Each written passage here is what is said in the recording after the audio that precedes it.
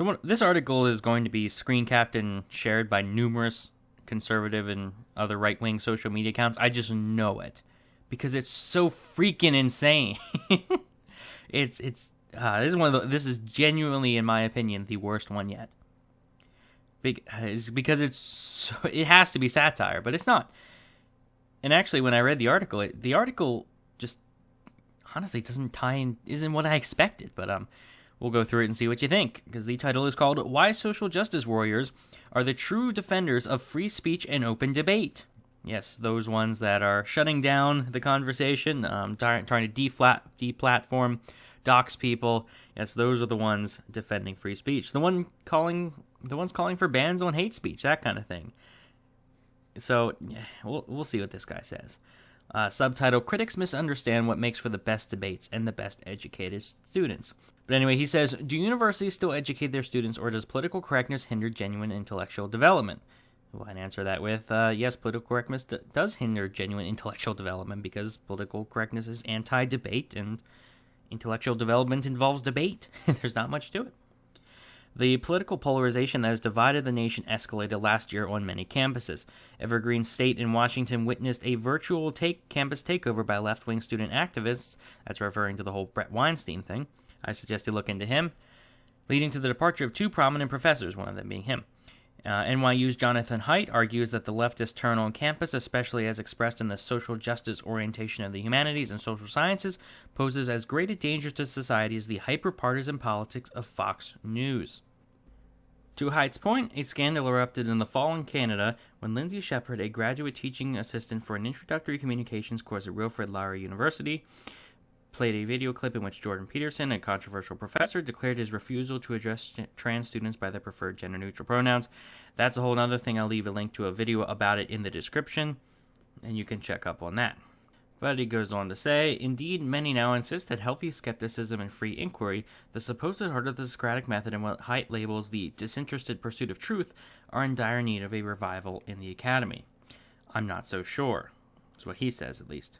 In fact, in important ways, the social justice approach, which emphasizes the dynamics of power and oppression that many fear has taken over the humanities and social sciences at its best, is actually an improvement over the disinterested pursuit of truth and more in line with the Socratic method. In fact, rather than constituting an attack on knowledge, the social justice lens reflects new ideas generated by academic disciplines and experts within them, and generally encourages expanding our knowledge and opening up subjects to new perspectives, much like Socrates advocated. Okay, here's the first thing. If you want to look at things from a new perspective and discuss that, I'm fine with that. I mean, we're all fine with that, but that's not social justice. It's just not. The problem with the social justice warriors is that they seem to view oppression as virtue, which is not the case. And they seem to view that, you're a privileged person, you don't have the right to speak about this, and that's wrong. I mean, I'm not one of the issues with the left is that they've poisoned so many words that if I were to give them an inch, they would take a mile, or if I were to try to explain something using a word they also use, it ruins everything. It turns people off immediately. But when we're talking about privilege, I mean, someone that was born upper class and stayed upper class, I mean, they were born into privilege. I concede that they were born in. I mean, some people are more privileged than others. I concede that, but it seems that the social justice warriors think that just because someone that was not privileged might have a better perspective on their experience means that if you do have privilege, you're not allowed to talk about it, kind of thing, or you shouldn't be, or you're a bad person if you talk about it, or you're a bad person, period, because you have privilege, which I'm sure is not specifically what they're stating, but seems to come across. It comes across that way. That seems to be the course of their actions, we'll say. And he says, rather than constituting an attack on knowledge, but it is an attack on knowledge. I mean, you have the skeptic YouTubers, you have all these different content creators that are all constantly having debates with each other, especially on the right. Like, that's the thing that you got to give the right credit for, that they will talk to pretty much anyone at this point. Like, they'll talk to the most horrible people, but they'll talk to. It's all about just exchanging ideas. And that's the whole point of our conversation, is just exchanging ideas and debating and see which ideas hold up under reason and debate. But you never see very many like far left wingers. You never see any social justice warriors on those panels, on those live streams, on those debates. And it's not because those debates aren't allowing them, it's because they don't want to talk. They want to throw things, they want to attack. You can't strengthen debate via violence. It's just not going to work. You can't strengthen debate by stopping other people from talking. And I think this guy doesn't know what social justice is. I mean, the social justice perspective of power and oppression, if they want to talk about that within the free exchange of ideas, then I am fine with it. I think they are wrong, but talk about it. Sure, my opinion of them would skyrocket, and I'm sure many other people's opinions would, if they just talked about it instead of being violent. The issue with their perspective is and they seem to view rich people and white people as just in a negative light, as bad people, as immoral people. And with that perspective, I mean, you can't really have much of a discussion. And that's their fault.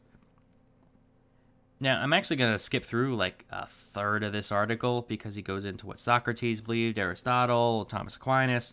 And while I've read a little bit of Socrates and Aristotle, and it's not relevant, I don't think it's relevant to the major point here, which is, are social justice warriors part of or defenders of free speech? And I would say no.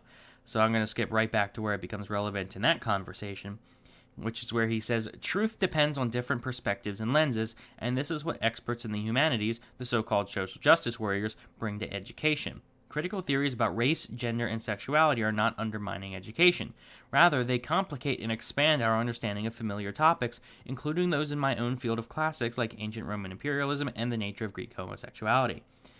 Now, my issue is with my potential issue is with his first sentence there. Truth depends on different perspectives and lenses. And in a way, yes. Like, in a way, I mean, we're all different perspectives will certainly contribute to the debate. That if you look at everything through a libertarian lens, you're going to get a different perspective than if you look at everything through a social justice lens or a liberal lens, conservative lens, white nationalist lens, etc. But my issue is this is more of a like postmodernist approach. Not to again to use another word that just flames everywhere. There is an objective truth to the matter. I mean, there is objective facts, and we can use statistics and research and all kinds of things to say, hey, this is the truth, or at least we think it is, or at least this is the closest to the truth we're gonna get. And now, again, I do agree with him if he's like, hey, different perspectives are very helpful. Different lenses are very helpful. If we're talking about ideological lenses, they are very helpful in getting different perspectives on the situation. But in the end, it's all in the course of one major truth, the facts of the matter. And when your perspective and when your ideological lens does not account with reality, then we have to toss it out, which seems to be the case with social justice. And next up he says, professors should not just serve as referees in classroom debates about topics like gender-neutral pronouns. Rather, as experts in their field, they should provide students with the best tools available to engage in debate. If by that you mean critical thinking, then again, yes. I mean, I don't know if that's what you mean. It could be something completely different. But in the case of critical thinking, sure. But when it comes to serving as referees, I mean, that's not necessarily a bad thing. It's one approach. It's not the only approach. But it is one approach that if you were to set up a classroom and just say, okay, here's an opinion, take sides, be civil, talk about it, then that's fantastic. That's exactly what we want. It's not the only thing we can do, but it certainly contributes with the professor being neutral. Now, if you're saying the professor should take a stance on something, we should all keep in mind, hopefully the professor should keep in mind and voice that to the students that this is my perspective and I am slanted, like I am biased in this view. Because I am not for nudging people in a certain direction. To give you an example, what would I do? I would say like in the example of individual rights versus group rights. What I would do is I would say, okay, I don't believe group rights exist. I am all for individual rights. I think they are the only type of rights. This is what I think. Emphasis on think. This is here are my views on it. but here are also the counter-arguments, and here's how I would disprove the counter-arguments, but let me know what you think kind of thing. Like, hey, like the point is to understand the arguments and then make your own decision. I could nudge them, as I just did in that example, but I'm also making it quite clear that that is my point. Like, I am biased in this sense. Now, what I would not do is say, hey, we're going to learn about individual versus collective rights. Collective rights don't exist. That's all crap. Individual rights only exist, and that is the fact. That is not what I do, even though I think it's true, and I need to make clear of my bias. But anyways, to continue, next up he says, I regularly teach about controversial and offensive topics including rape, war, imperialism, slavery, and racism, but I never simply present both sides neutrally and without the context necessary for students to grapple with such issues fairly and meaningfully. Before my students read about Aristotle's theories of natural slavery, for example, they have already learned about ancient slavery in general. After they read Aristotle, I guide the discussion by suggesting ways Aristotle's ideas on slavery can be critiqued, even by his own work. Now, I know I could be getting two completely different perspectives from this, honestly. Now, if he's talking about, hey, I teach controversial topics and they're all from one view, if they're all, say, very far left topics, then I have an issue with that. But I do like it. I honestly kind of do like his teaching strategy if he's saying, like, hey, let's read Aristotle, but before we do that, let's read the background on Aristotle. And now that we're reading Aristotle, let's critique him. I would like to take it one step further, and hopefully he does this too, is to say, hey, let's read now responses to Aristotle, and then let's critique those kind of thing. Just keep going on and on and on. But what I imagine is the case, if he sees a social justice warrior as a good thing, as a good person, I imagine that his topics are really not controversial in academia. And actually, now that I'm reading through his sentence over and over again in my head, he says controversial and offensive. Well, rape can be offensive to social justice warriors, war can be offensive to some people. I mean, I don't care about what's offensive. Like, this guy's teaching offensive stuff. Good for him. He shouldn't care if it's offensive. But controversial stuff, like, that's what I mean. When you say racism is controversial, do you mean you were talking about how everyone is a white supremacist and that's a controversial topic, or what? I mean, like, that's what I'm worried about, because I'm reading that and it all sounds not too bad. But when I keep in mind that this guy seems to think social justice warriors are good, then I get more of an idea where he's coming from, and it's not looking good. This guy, if he is really talking about truly controversial issues, then he would be deplatformed, or at least people would be trying to deplatform him, or if they've heard of this guy. In fact, if he's written this article, I'm sure there's a few social justice warriors out there that might be looking into exactly what he's teaching, and if it's pretty far right, or just the right wing in general, then he's going to be in trouble. And again, I'm not a far right guy. I consider myself center right. But enough rambling. Last paragraph of his article, offering this sort of context, is exactly what a professor's job is, and by no means reflects a perverse desire to stifle debate for the purposes of PC indoctrination. Dialectic, not debate, is the key to good teaching and learning. I would disagree with dialectic, not debate. I think they can both be valuable in some ways. But as long as he's not stifling debate, then he does not know what a social justice warrior is. I think, honestly, this guy's just confused on what a social justice warrior is.